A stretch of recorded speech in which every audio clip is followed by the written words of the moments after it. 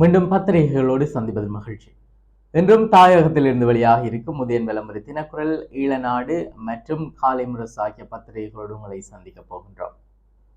இன்றைய தினம் 8ஆம் தேதி மே மாதம் 2025 வியாழக்கிழமை. இந்த நாள் உங்கள் எல்லோருக்குமே பாதுகாப்பான இனிய நல்லதொரு நாளாக அமையட்டும்.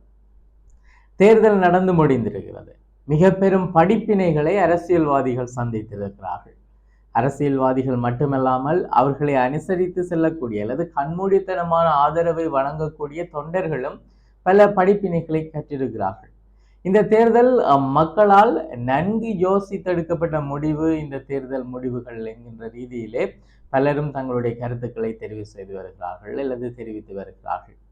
இந்த நிலையிலே முதலாவது இடத்தை வடக்கு கிழக்கு பகுதிகளிலே அல்லது வடக்கிலே, குறிப்பாக வடக்கிலே தமிழரசு கட்சியும், இரண்டாவது இடத்தை தமிழ் காங்கிரஸ் வெறுமெனவே தனியாக போட்டியிடவில்லை என்பது எல்லோருக்குமே தெரியும். தமிழ் தேசிய பேரவை என்கின்ற ஒரு கூட்டாக அவர்கள் இணைந்து போட்டியிட்டார்கள். மிக பெரும் கூட்டணியாக அது இருந்திருந்தது. அந்த கூட்டணிக்கும் இரண்டாவது இடம் கிடைத்திருக்கிறது. மூன்றாவது இடம் சங்கு சின்னம், அதாவது ஜனநாயக தமிழ் தேசிய கூட்டணி மற்றும் ஜனநாயக தமிழ் தேசிய கூட்டணிக்கும் நான்காவது இடம் கிடைக்க பெற்றிருப்பது மிக ஆச்சரியமான விடயம். ஆனால் நாம் செய்த வேலைதான் அது. அதாவது தமிழ் மக்கள் இந்த பிரிந்து நிற்கின்ற கட்சிகளுக்கு பாடம் புகட்ட வேண்டும் என செய்த வேலை தேசிய மக்கள் சக்தியை நான்காவது இடத்துக்கு கொண்டிருக்கிறார்கள். எனவே இப்படியாக வடக்கிலே ஒட்டுமொத்தமாக மீண்டும் மக்கள் நிரூபித்திருக்கிறார்கள் தங்களுடைய எதிர்பார்ப்புகளையும் நீண்ட கால தங்களுடைய விருப்பங்களையும்.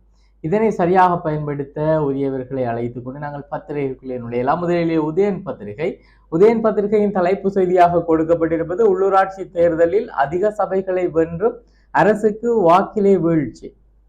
6 மாதங்களிலே 18.3% ஆதரவை இழந்ததாக அந்த செய்தியில் குறிப்பிடப்பட்டிருக்கிறது. உள்ளூராட்சி தேர்தலிலே ஜனாதிபதி அனிர தலைமையிலான தேசிய மக்கள் சக்தி பெரும்பாலான சபைகளை கைப்பற்ற தவறியிருந்தாலும் கடந்த பொது தேர்தலோடு ஒப்பிடுகையிலே அந்த கட்சிக்குரிய வாக்கு சரிவடைந்திருக்கிறது.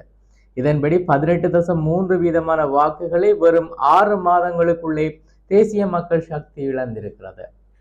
முன்பக்க செய்திகளிலே உள்ளூராட்சி தேர்தல் 2025 தேர்தல் முடிவுகள் உள்ளே என சொல்லப்பட்டு முழுமையான விவரங்கள் தரப்பட்டிருக்கின்றன.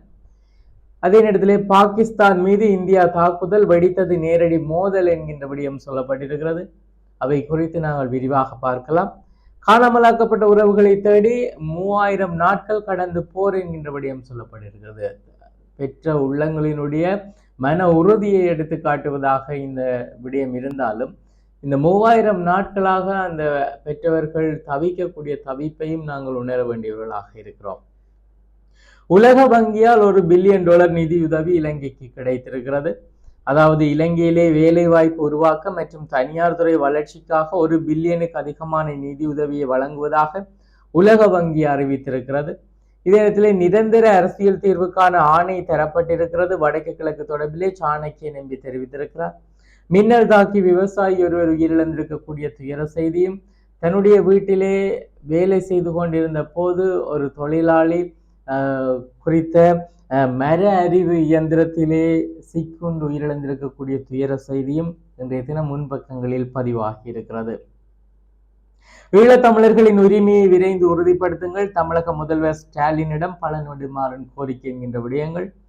அதிகாரத்தை கைப்பற்ற இந்த எல்லைக்கும் ஜேவிபி செல்லும், ரஞ்சித் மத்துமபண்டார இவர் யார் என்று எல்லோருக்குமே தெரியும். பெரமுன காலத்திலே இவர் இவ்வாறான செயற்பாடுகளில் ஈடுபட்டவர் என்பது எல்லோருக்குமே தெரியும். அதிகாரத்தை கைப்பற்றுவதற்கும் தக்க வைப்பதற்கும் எந்த எல்லைக்கும் ஜேவிபியினர் செல்வார்கள் என்று ஐக்கிய மக்கள் சக்தியினுடைய பொதுச் செயலாளர் ரஞ்சித் மத்துமபண்டார தெரிவித்திருக்கிறார். இவர் குறிப்பாக எதிரணியில் இருக்கின்ற போதிலும் பெருமுனவோடு சேர்ந்து பல விடயங்களிலே ஈடுபட்ட விடயங்கள் நாங்கள் கடந்த காலங்களிலே மறந்துவிட முடியாதது. மர்ம காய்ச்சலால் இளைஞர் உயிரிழப்பு என்கின்ற ஒரு துயர செய்தியையும் பார்க்க முடிகிறது. முச்சந்தி மொழி கருத்து பதிவு செய்திருக்கிறார். 2 எலெக்ஷனோடு அடிச்ச அலையெல்லாம் அடங்கி போடுறது போல என அவர் கருத்து பதிவு செய்திருக்கிறார். இந்த உள்ளூராட்சி சபை தேர்தல் தொடர்பான விடயங்களிலே அவருடைய கருத்துக்கள் சற்றே ஒரு பின்தங்கிய நிலையிலேயே நாங்கள் பார்க்கக்கூடியதாக அமைந்திருக்கிறது. நேற்றைய தினமும் அவ்வாறான ஒரு விடயத்தை விமர்சித்திருந்தோம். உள்ளூராட்சி தேர்தல் என்பது முற்றிலும் மாறுபட்ட ஒரு தேர்தல். அந்த தேர்தலுக்கும் அங்கே மத்திக்குரிய தேர்தலுக்கும் இடையிலே பெரும் வித்தியாசம் இருக்கிறது. எனவே அது குறித்து அவரும் புரிந்து கொள்ள வேண்டும். தொடர்ந்து வலம்புரி பத்திரிகையை பார்க்கலாம். தலைப்பு செய்தியாக கொடுக்கப்பட்டிருப்பது கூட்டணி அமைக்கும் எண்ணம் இல்லை, டில்வின் சில்வா தெரிவித்திருக்கிறார். இந்த ஏவிபி பிரச்சார காலங்களிலே தொடர்ச்சியாக சொன்னபடியும் ஜனாதிபதி தேர்தல் முடிந்து பாராளுமன்ற தேர்தல் ஆரம்பிக்கும் போதே அவர்கள் குறிப்பாக சொன்னபடியும் நாங்கள் யாரோடும் கூட்டணி அமைக்க மாட்டோம் என சொல்லியிருந்தார்கள். இப்பொழுதும் ஜேவிபி சில பிரதேசங்களிலே கூட்டணி அமைத்தால் தான் ஆட்சி அமைக்க முடியும் என்கின்ற ஒரு விடயம் இருக்கிறது. ஆனால் இவ்வாறு டில்வின் சில்வா தெரிவித்திருக்கிறார். பார்க்கலாம் என்ன நடக்கப் போகிறது என்கின்ற விடயங்கள். முல்லைத்தீவிலே இளைஞனின் சடலம் மீட்பு என்கின்ற விடயம் சொல்லப்பட்டிருக்கிறது. மாதங்களில் ஒருடைய உடல் மீட்கப்பட்டிருக்கிறது.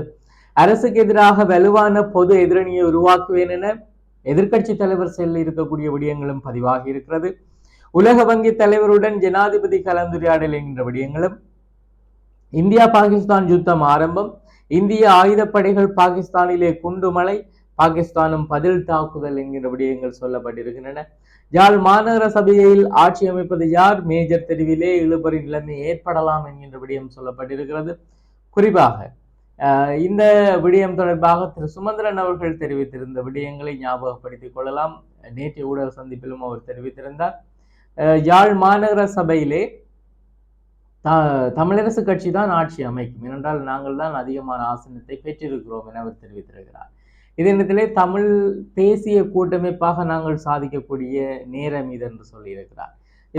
ஆரம்பமே முதலே அந்த விடயத்தை நாங்கள் ஏற்றுக்கொண்டுதான் ஆக வேண்டும். அவர் சொல்லி வந்திருக்கக்கூடிய விடயம், உள்ளூராட்சி தேர்தலிலே தனித்து வாக்கு கேட்டு பின்னர் ஒன்றிணைவோம் என சொல்லியிருந்தார். பாராளுமன்ற தேர்தலிலே சேர்ந்து வாக்கு கேட்க வேண்டும் என சொல்லியிருந்தார். இந்த விடயங்களை அவர் மீண்டும் உறுதிப்படுத்தி இருப்பதாகவே சொல்ல தோன்றுகிறது. திரு சுரீதரன், திரு சுமந்திரன் இரண்டு பேரும் மிக கடுமையாக உழைத்திருந்தார்கள். இந்த தேர்தலிலே அவர்களுக்குள் பிளவிருந்தாலும் தமிழரசு கட்சி வெல்ல வேண்டும் என்பதிலே அவர்களுடைய நிலைப்பாடு உறுதியாக இருந்தது. மின்னல் தாக்கியதில் விவசாயி உயிரிழந்த சம்பவம் நாங்கள் பார்த்த செய்தி. வடமராட்சியிலே கடலுக்கு சென்ற இருவர் மாயம் என்கின்ற விடயங்களும், 4 நாட் காய்ச்சல், பல்கலைக்கழக மாணவன் உயிரிழந்திருக்கக்கூடிய ஒரு தீர செய்தி. புரோலி தெற்கிலே இந்த சம்பவம் பதிவாகி இருக்கிறது. தினக்குரல் பத்திரிகையை பார்க்கலாம். தலைப்பு செய்தியாக கொடுக்கப்பட்டிருப்பது தமிழ் தேசிய கூட்டமைப்பாக மீள இணையும் தருணம் இது. தமிழ் தேசிய கூட்டமைப்பு உடைக்கப்படவில்லை, ஆட்சி அமைப்பது தொடர்பிலே சகல தமிழ் கட்சிகளுடனும் பேச்சு. யாழ் மாநகர சபையிலே தமிழரசு கட்சியை ஆட்சி அமைக்கும் என்கின்ற விடயம் சொல்லப்பட்டிருக்கிறது. ஆட்சி அமைப்பது ஓகே, அது பெரிய விடயம் அல்ல, யாரோடாவது இணைந்து கொண்டால் அமைத்து விட முடியும் இலகுவாக. ஆனால் அதன் பின்னர் செய்யக்கூடிய விடயங்கள் ஆக்கப்பூர்வமானதாக இருக்க வேண்டும். காரணம், பாராளுமன்றத்திலே மிக அதிகமான ஆசனங்களையும் கொடுத்து, மாகாண சபையையும் கொடுத்து, உள்ளூராட்சியிலே அனைத்து சபைகளையும் கொடுத்தும் நாம் பல இடங்களிலே கோட்டை விட்டிருக்கிறோம். எனவே பார்க்கலாம் இந்த தடவை படித்த பாடங்களில் இருந்து என்ன செய்ய போகிறோம் என்று. மின்னல் தாக்கி ஒருவர் மரணம் என்கிற செய்தி பதிவாகி இருக்கிறது. வடக்கு கிழக்கு மாகாணங்களிலே தமிழ் கட்சிகளுக்கு என்பிபி பெரும் சவால் என சொல்லப்பட்டிருக்கிறது. வடக்கு கிழக்கு மாகாணங்களிலே இலங்கை தமிழரசு கட்சி முன்னிலையில் என்கின்ற விடயமும் பதிவாகி இருக்கிறது. உள்ளூராட்சி மன்றங்களில் ஆட்சி அமைக்க என்பிபியின் ஆதரவை தமிழ் கட்சிகள் கேட்கின்றனவாம் என்கின்ற ஒரு செய்தி சொல்லப்பட்டிருக்கிறது. அந்த செய்தியை சொல்லியிருக்கக்கூடியவர்கள் அரசு தரப்பிலே மிக பிரதானமான பொறுப்புகளில் இருக்கக்கூடிய அமைச்சர் பிமல் ரத்நாயக் அந்த விடயத்தை தெரிவித்திருக்கிறார். வடக்கிலே காணி சுவீகரிப்பு விவகாரம், அரசுக்கு மே 28 வரை அவகாசம், தவறினால் மக்கள் போராட்டம் என்கின்ற விடயம். போலீஸ் சோதனைக்கு ஒத்துழைப்பு கொடுங்கள் என்கின்ற விடயம் சொல்லப்பட்டிருக்கிறது. தலைக்கவசம் அணிந்திருப்பவர்கள் தங்களை அடையாளத்தை சரிபார்க்க முடியாவிட்டார் அவர்களை கைது செய்ய காவல்துறை அதிகாரிகளுக்கு அதிகாரம் இருப்பதாகவும் போலீசார் கூறியிருக்கிறார்கள். 4 நாட்கள் காய்ச்சல், மாணவன் உயிரிழப்பு என்கின்ற விடயம். 70 கடற்பரப்பிலே 323 கிலோ கஞ்சா மீட்கப்பட்டிருக்கக்கூடிய விடயங்களும் இன்றைய தினக்குரல் பத்திரிகையின் முன்பக்கத்தில் பதிவான செய்திகள். தொடர்ந்து இளநாடு பத்திரிகையை பார்க்கலாம். தலைப்பு செய்தியாக கொடுக்கப்பட்டிருப்பது வடக்கிலே தமிழரசு முன்னிலை, 2வது காங்கிரஸ், 3வது ஜனநாயக தமிழ் தேசிய கூட்டணி, 4வதாக தேசிய மக்கள் சக்தி என்கின்ற விடயங்கள் சொல்லப்பட்டிருக்கிறது. எம்மை நாமே ஆள்வதற்கு மக்கள் ஆணை தந்திருப்பதாக சிவாஜிலிங்கம் தெரிவித்திருக்கிறார். யாழ் மாநகர சபை முதல்வர் பதவி தமிழரசுக்கே உரியது சொல்கிறார் சுமந்திரன் என்கிற விடயம். தமிழ் தேசிய சக்திக்கு, அதாவது தமிழ் தேசிய மக்கள் சக்திக்கு அதிகப்படியான வாக்குகள், மன்னிக்கவும், தேசிய மக்கள் சக்திக்கு அதிகப்படியான வாக்குகள் என்கிற ஒரு விடயம் சொல்லப்பட்டிருக்கிறது. உள்ளூராட்சி சபை தேர்தலிலே நாடளாவிய ரீதியிலே பெறப்பட்ட மொத்த வாக்குகளின் அடிப்படையில் தேசிய மக்கள் சக்தி அதிகப்படியான வாக்குகளை பெற்று மக்கள் பலத்தை நிரூபித்திருக்கிறது. எனவே இது ஒரு தேசிய மக்கள் சக்திக்கு மிக முக்கியமான ஒரு விடயமாக இருக்கிறது. அதாவது ஜனாதிபதி பாராளுமன்றத்திலே அதிகளவான பிரதிநிதி, அதே நேரத்தில் உள்ளூராட்சி சபைகளிலும் அதிக வாக்குகள் என கொடுக்கப்படுகின்ற போது அதோடு பொறுப்புணர்ந்து செயற்பட வேண்டிய கட்டத்தில் அவர்கள் இருக்கிறார்கள். ராஜபக்ஷ குடும்பத்திலிருந்து முக்கிய நபர் விரைவில் கைது என்கின்ற விடயம் சொல்லப்பட்டிருக்கிறது. எதிர்வரும் ஒரு சில வாரங்களுக்குள்ளே ராஜபக்ஷ குடும்பத்திலிருந்து மிக முக்கிய அரசியல்வாதி ஒருவர் கைது செய்யப்படலாம் என தகவல்கள் வெளியாகி இருக்கிறது. கடந்த கோடபாய ஆட்சியிலே சீனாவில் இருந்து இறக்குமதி செய்யப்பட்ட தரம் குறைந்த உரம் மோசடி தொடர்பிலே ராஜபக்ஷ குடும்பத்தின் இளம் அரசியல்வாதியான சசீந்திர ராஜபக்ஷவை கைது செய்ய விசாரணைகள் தற்போது தீவிரம் என்கின்ற விடயம் சொல்லப்பட்டிருக்கிறது. உலக வங்கியின் தலைவர் ஜனாதிபதியை சந்தித்தார் என்கின்ற விடயம் பதிவாகி இருக்கிறது. கூட்டணி அமைக்கும் எண்ணம் கிடையாது அறிவித்தார் டில்வின் சில்வா என்கின்ற விடயங்களும், வவுனியா மாநகர சபையிலே தமிழரசுக்கு பின்னடைவு என்கின்ற விடயமும் சொல்லப்பட்டிருக்கிறது.